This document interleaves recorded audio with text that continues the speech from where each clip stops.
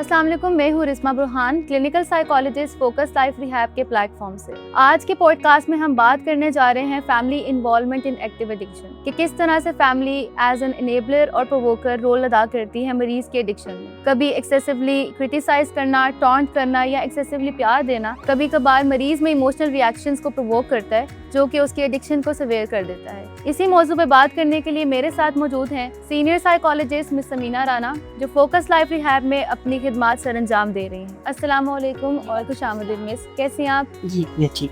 अच्छा मिस, इस टॉपिक पे बात करना बहुत इंपॉर्टेंट था, इसीलिए हमने आपका इंतखाब किया बिकॉज आपका बहुत तवील अरसे का एक्सपीरियंस है। सबसे पहले ये बताइएगा कि इनेबलर और प्रोवोकर से क्या मुराद है? एक्चुअली ये दो किस्म के बिहेवियर्स होते हैं जो कि फैमिली इख्तियार करती है पेशेंट को एडिक्शन से निकालने के लिए या अपने तौर पर संभालने के लिए। जो इनेबलर रवैया होता है, एटीट्यूड होता है, वो पेशेंट को थोड़ा सा पुरसुकून रखने के लिए उसकी जायज़ नाजायज़ बातें फैमिली मानती है ताकि वो उनके प्यार में आकर उनकी बात मानकर नशा छोड़ दें। लेकिन ये बहुत गलत रवैया होता है जो कि पेशेंट को सपोर्ट करता है मज़ीद नशे में आने के लिए। और प्रोवोकिंग रवैया वो होता है जिसमें पेशेंट की फैमिली ये समझती है कि पेशेंट को लाड प्यार से ठीक नहीं किया जा सकता, इसको बहुत ज़्यादा स्ट्रिक्ट एनवायरनमेंट में रखा जाए, इसके फंड्स को बंद कर दिया जाए, पॉकेट मनी बंद कर दी जाए, इसका जाना आना रिस्ट्रिक्ट कर दिया जाए, हमारी मर्जी के बगैर ये ना कहीं जाए ना कोई इसको मिलने आए। इससे भी पेशेंट के अंदर बहुत ज्यादा फ्रस्ट्रेशन पैदा होती है और वो नशा छोड़ने की बजाय मजीद फैमिली से भी बागी हो जाता है। तो दोनों रवैये जो हैं वो एक पेशेंट को ज्यादा मजीद खराब करते हैं, नेगेटिव करते हैं बेसिकली। अच्छा मिस, ये जो फैमिली रोल्स इख्तियार कर लेती है या एज एन इनेबलर या प्रोवोकर, ये वो इंटेंशनली करती है या अनइंटेंशनली कर रही होती है? एक्चुअली फैमिली की कोई साइको एडिक्शन होती नहीं है जी, या उनको पता नहीं होता कि पेशेंट एडिक्शन के पेशेंट को कैसे डील किया जाता है। ऐसा ही है। तो वो खुद से ही बना लेती हैं कि हम इनको किस तरीके से ठीक कर सकते हैं। अगर फैमिली के पास प्रॉपर साइको एजुकेशन हो या उनकी ट्रेनिंग हो कि इन पेशेंट को कैसे डील किया जाएगा या करना चाहिए, तो वो फिर अपने एक स्ट्रक्चर्ड प्रोग्राम के तहत उससे बात करें। अच्छा मिस, आपने अभी इनेबलर और प्रोवोकर की हमें डिफरेंस बताया, आप थोड़ी सी हमें एग्जांपल्स दे सकते हैं जो आपने अपनी लाइफ में एक्सपीरियंस की हो इनेबलिंग की, कि किस तरह से हमारा इनेबलिंग जो रवैया होता है फैमिली का वो एग्जाम्पलीफाई हो सकता है? हाँ जी, बहुत सी छोटी छोटी बातें होती हैं जिससे हम पेशेंट को इनेबल करते हैं। फॉर एग्जांपल, अगर फैमिली ने रिस्ट्रिक्ट किया हुआ है कि इस पेशेंट को या इस इंसान को पैसे नहीं देने क्योंकि पैसों का ये गलत इस्तेमाल करता है, बिल्कुल ऐसा ही है। तो घर में कुछ फीमेल्स होती हैं या कोई सॉफ्ट हार्टेड पर्सन होता है, वो उसको तरस आता है और वो छुप के फैमिली इस बच्चों को पैसे देते हैं क्योंकि वो नशे के लिए इस्तेमाल करते हैं।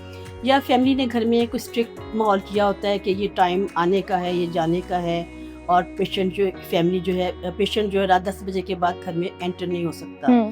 तो फैमिली मेंबर छुप के उसके लिए दरवाज़ा खोल देंगे, खाना गर्म करके देंगे। इसके अलावा पेशेंट के लिए झूठ बोला जाता है। पेशेंट के जो मसाइल पेशेंट नशे की वजह से क्रिएट करता है उसके कॉन्सिक्वेंसेस को फैमिली खुद फेस करती है, ना कि वो पेशेंट फेस करे। अगर पेशेंट को तमाम फैसिलिटी दी जाए इस तरह की, तो पेशेंट को तो अच्छा लगता है कि वो नशा करता रहे और उसके ऊपर कोई मसले भी ना आए। बिल्कुल। तो अच्छा, इसके बरक्स हमारे पास है प्रोवोकिंग बिहेवियर। हमारी रिकवरी, जब हम मरीज को रिकवरी के अंदर ले आते हैं तो प्रोवोकिंग बिहेवियर ऑफ फैमिली किस तरह से उसकी रिकवरी को अफेक्ट कर रहा होता है? जी बिल्कुल, ये इसके ऑपोजिट, जैसे हमने इनेबलिंग की बात की है, इसी तरह प्रोवोकिंग भी है, वो बिल्कुल ऑपोजिट होती है। पेशेंट को जहाँ पर हम लोग इनेबलिंग में बहुत ज़्यादा उसको फैसिलिटेट करते हैं, नरम रवैया रखते हैं, लेकिन प्रोवोकिंग में हम लोग पेशेंट को बहुत ज़्यादा उसके साथ आर्गूमेंट्स करते हैं, बिला ज़रूरत उससे बात करते हैं, एक बात को बार बार करते हैं, उससे एग्रेशन में बात करते हैं, एग्रेसिव रवैया अख्तियार करते हैं। उसकी जो जायज़ ज़रूरियात है वो भी हम होल्ड कर लेते हैं। तो उससे भी पेशेंट जो है बहुत फ्रस्ट्रेटेड हो जाता है और एक बात को बार बार सुनकर या माजी के ताने ले लेकर तो वो फिर दोबारा से एडिक्शन की तरफ आना। और दोनों सूरतों हाल में यही हो रहा है कि हमारे जो पेशेंट है वो नेगेटिव ज़्यादा हो रहा है, क्योंकि इन दोनों के दरमियान बैलेंस होना चाहिए। अगर बैलेंस नहीं होगा जिंदगी में, वैसे भी हर रवैये में अगर बैलेंस नहीं होगा तो इंसान जो है वो ऐसी मिसाल के शिकार हो। तो अगर मैं कहूँ कि पेशेंट को हम लोग किस तरह से एजुकेट कर सकते हैं कि जब भी उन्होंने पेशेंट से कम्युनिकेट करना है वो किस तरह से करें, कौन से हेल्दी वेज होंगे जिस तरह से वो फैमिली और पेशेंट आपस में मुखातिब कर सकें? हाँ जी, इसमें ये है कि जो फैमिली है उसका जो रवैया है बहुत ज़्यादा काम اور بہت زیادہ فوکس ہونا چاہیے، اور ہمیں جذبات سے کام نہیں لینا چاہیے. ہمیں جذبات اور مقصد کو الگ الگ رکھنا چاہیے. ہمیں اپنے مقصد کو دیکھنا چاہیے کہ ہمارا مقصد کیا ہے، کہ پیشنٹ کو ٹھیک کرنا. اگر ہم اپنے مقصد پہ چلیں گے اور ان مقصد کے مطابق اپنے ایموشنز کو لے کے چلیں گے تو کبھی بھی پیشنٹ ریلیکس نہیں ہوگا. اور ونس ہم فیملی کو ایجوکیٹ کر دیں کہ آپ کا جو بچہ ہے، بیٹی ہے، بیٹا ہے، وہ ایڈکشن کا شکار ہو چکا ہے، تو فیملی کو بھی اپنے آپ کو سائیکو ایجوکیٹ کرنا چاہیے. اسی طرح تو وہ پھر اپنے پیشنٹ کی ذمہ داری اٹھا سکیں گے. بالکل صحیح. اچھا مس، یہ بتائے گا کہ سپورٹ اور انیبلنگ جو ہے وہ ایک بہت کامن مسکنسیپشن ہے کہ یہ دونوں آپس میں بہت ریلیٹ کرتے ہیں. انیبلنگ اور سپورٹ میں کیا میجر ڈفرینس ہے؟ ہاں جی، دونوں میں بڑا میجر ڈفرینس ہے. سپورٹ جو ہوتا ہے ہمیشہ پازیٹیو ہوتی ہے. سپورٹ سسٹم کے تحت ہم پیشنٹ کو پازیٹیو کرتے ہیں، اس کے علاج کی طرف لے کر آتے ہیں، اس کو ہم گائیڈ کرتے ہیں. لیکن انیبلنگ میں ہم اس کو نیگیٹو کہہ لیں گے، نیگیٹو اپروچ ہوتی ہے جس میں پیشنٹ جو ہے اپنے آپ کو مزید ایزی کر لیتا ہے اور وہ علاج سے باہر ہو جاتا ہے. اور ایک صورت میں یہ ہو رہا ہے کہ ہم اس کے ہیلدی بیہیویئرس کو سپورٹ کر رہے ہیں، انکریج کر رہے ہیں سپورٹ میں. انیبلنگ میں ہم اس کے انہیلدی رویوں کو.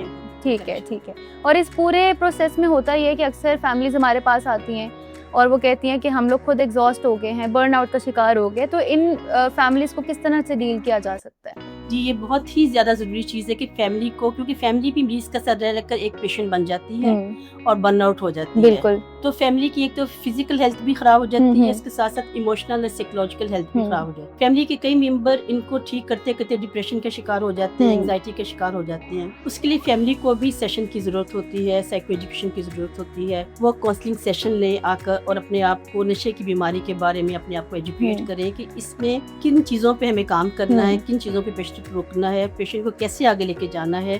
اور اسپیشلی پیشنٹ جب ٹریٹمنٹ کروا کے گھر جاتا ہے تو پیشنٹ کو ہم نے کس طریقے سے ریلیکس ہونے سے بچانا ہے.